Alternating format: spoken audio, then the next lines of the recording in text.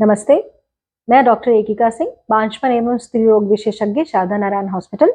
आइए हम बात करते हैं सर्दी जुकाम के बारे में।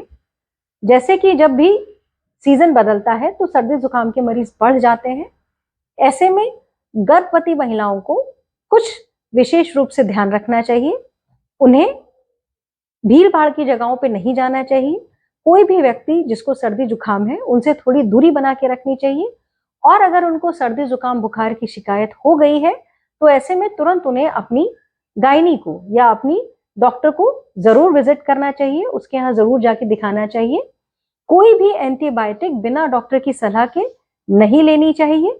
और अगर सर में दर्द, शरीर में दर्द है तो ऐसे में, और बुखार है तो ऐसे में क्रोसिन या पैरासिटामोल की गोली जो है वो बहुत सुरक्षित है, जिसे आप ले सकती हैं।